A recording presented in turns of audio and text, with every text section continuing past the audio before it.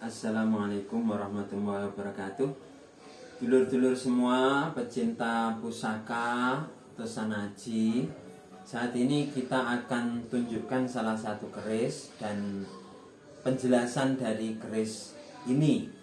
Ini adalah salah satu keris sepuh, ya, keris sepuh dengan dapur tilam upih, untuk pamornya pamor udan mas. Nah, salah satu yang istimewa dari keris ini di bagian belakang, ya, dari warangkanya ini ada simbol ini, simbol keraton ini, ya. Untuk warangkonya ini dari kayu timoho, ya. Untuk keris ini akan coba kita jelaskan, kita ulas bagaimana terkait dengan sejarah, pamor, filosofinya, dan lain-lain terkait dengan keris ini. Ya, simak, kita akan coba buka keris ini.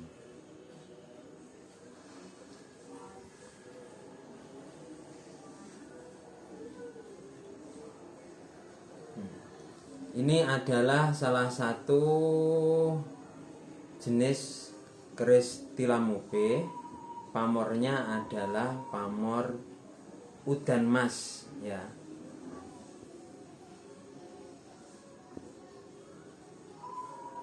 Jenis pamor udan mas itu ada yang dibikin ketika di drip sudah dingin, ada yang juga ketika di drip masih panas, ya, pemasukan pamornya ini. Kalau yang jenis ini kemungkinan ini pada waktu masih panas. Salah satu keris buatan dalem itu contohnya seperti ini. Ini estimasi saya, ini keris dalem, ya. Coba sekarang akan kita bahas keris ini.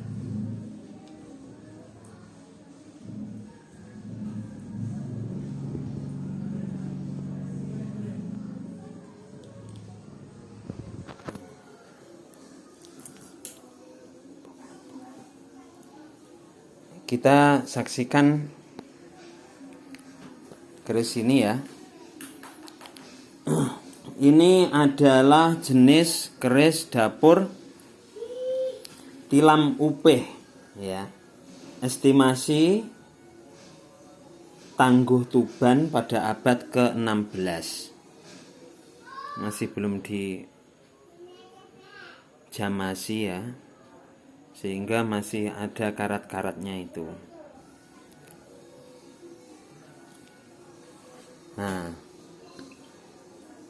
kemudian asal usulnya keris ini dari salah satu kiai besar di Nganjuk, yang beliau mengatakan keris ini salah satu keris dalem, ya. Untuk penjelasannya, keris pamor udan mas itu merupakan salah satu motif pamor legendaris yang sangat terkenal dalam dunia perkerisan, tidak hanya di Pulau Jawa tetapi di daerah lain termasuk Malaysia hingga Brunei Darussalam. Pamor ini sering dianggap sebagai pamor sugih yang tuahnya dapat membuat pemiliknya terus diguyur rezeki deras.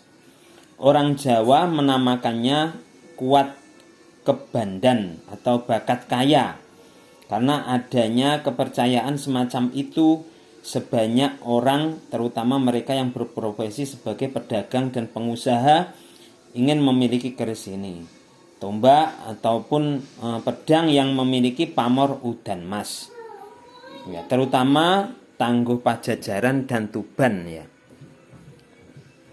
Kemudian selain faktor esoteri, dari sisi teknis penggarapannya yang tidak mudah serta hukum ekonomi kelangkaan pasar ikut berpengaruh menjadikan nilai dari mas kawin keris berpamor udan mas ini paling tinggi dibandingkan motif pamor dengan pola dasar bulatan lainnya. Misalkan bonang rinentang, sekar kopi, melati sinebar dan lain sebagainya. Sehingga banyak muncul udan mas palsu atau susulan. Kita harus bisa mengidentifikasi antara yang asli dengan yang palsu. Secara khusus pamor udan mas memiliki ciri-ciri motif gambaran pamor seperti titik-titik hujan yang jatuh pada genangan air. Paling tidak dalam satu titik terdiri dari 3 lingkaran bersusun semakin banyak semakin menunjukkan mutu garap. Pola tetesan air hujan itu membentuk formasi tertentu, misalkan 212. Antara bulatan itu ada jeda atau ruang sela dan menyebar konsisten di sepanjang bilah, sehingga secara keseluruhan pamor ini memang memiliki desain eksotik yang begitu sangat indah. Dari segi pembuatannya, pamor udan mas merupakan jenis pamor rekaan yang sengaja dibuat dan didesain sejak awal. Pamor udan mas bisa dibedakan menjadi 2 tipe. Yang pertama, pamor udan mas yang didrip pada saat bilah sudah keadaan dingin atau drip dingin. Motif pusernya tampak halus, lebih rapi dan teratur. Sedangkan jenis yang kedua adalah pamor udan mas yang dibuat ketika keadaan bilah masih merah membara atau dripnya masih panas. Yang menarik dari jenis udan mas drip panas ini ternyata nilainya jauh lebih berkualitas dibandingkan udan mas yang dari drip dingin. Yang kita pegang ini dari analisa saya, ini merupakan udan mas yang didrip saat panas, sehingga termasuk yang bagus ya. Pamor udan mas biasanya menempati bilah lurus dengan penampang bilah agak rata tipis, khususnya keris berdapur, tilam upih, tilang sari, brojol, jarak sangu tumpeng. Pada pamor ini tidak pemilih, artinya siapapun akan cocok untuk memilikinya.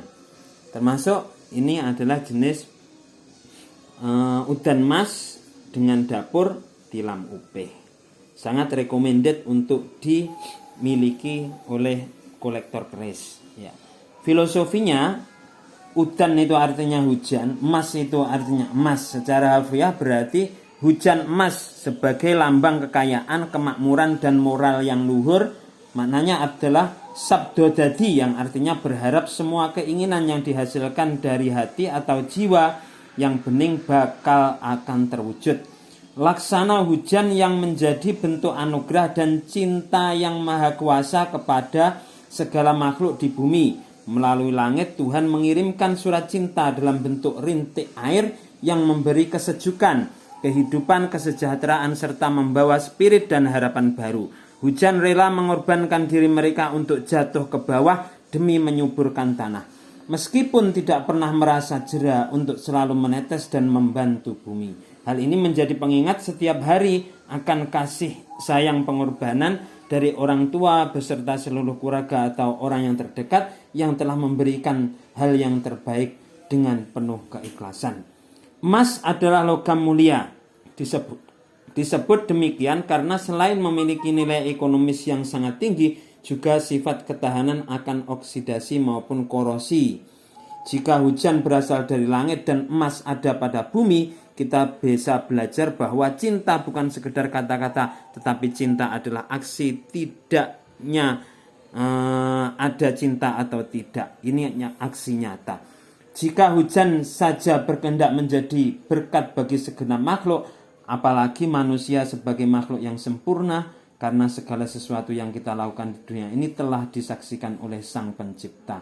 Maka idealnya jika manusia menjadi emas dengan segenap kemampuannya menjadi yang terbaik sebagai perhiasan dunia. Menjadi pribadi yang tangguh, bersabar saat dalam keadaan di bawah, kuat ditempa panas dalam masa-masa sulit, karena mereka ingin murni dan berkembang menjadi pribadi yang lebih baik dari sebelumnya. Ini adalah filosofi dan merupakan motivasi bagi orang yang memegang dapur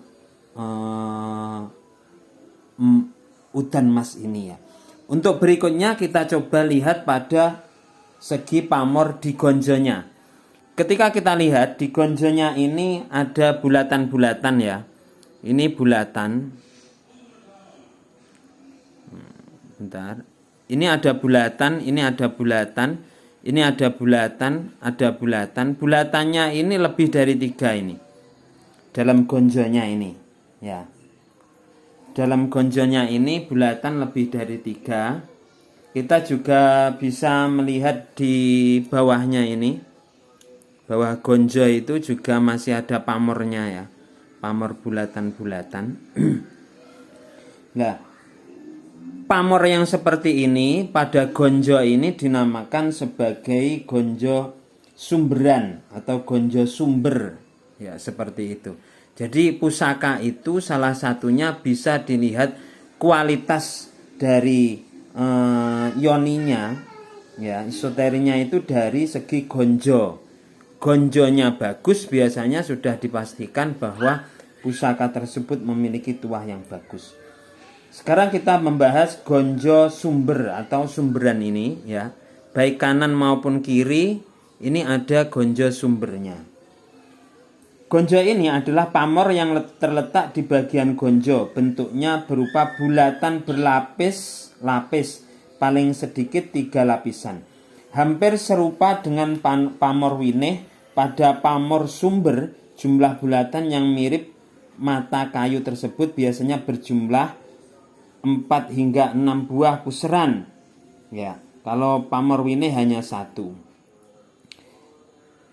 Pamor sumber tergolong sangat baik dan banyak sekali dicari orang karena dipercaya dapat membantu mendatangkan rezeki bak sumber mata air yang tidak pernah kering terus mengalir. Ya. Untuk tangguhnya, ini estimasi tangguh Tuban. Menilik riwayat masa lampaunya, Tuban memang sebuah kota tua yang sempat mengalami fase timbul tenggelam dalam perjalanan sejarahnya. Letak geografisnya yang sangat menguntungkan merupakan modal utama untuk berkembang sebagai kota pelabuhan, ya, dan kemudian kota yang kaya dan merupakan kota kebudayaan, termasuk akhirnya menjadi daerah penghasil pusaka. Pada masa Majapahit abad ke-15, Tuban pernah mencapai masa keemasannya sebagai kota pelabuhan utama bagi kerajaan besar ini. Ya, ini dari masa kerajaan Majapahit sudah merupakan kota besar yang berbudaya. Ini adalah penjelasan sekilas dari pusaka sepuh, ya, dengan dapur tilam upe, dengan pamor udan mas. Dan di bagian ini, warongko belakangnya ini ada simbol kerajaan.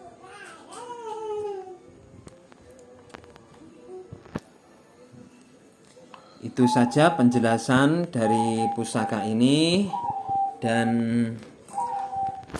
pusaka ini menurut saya sangat cocok untuk ditanting bagi para pecinta pusaka, tulisan aji, khususnya keris, ya. Terima kasih, dan bagi yang berminat silahkan menghubungi kami, Permata Galeri, di 0856 48 311 422. Salam budaya.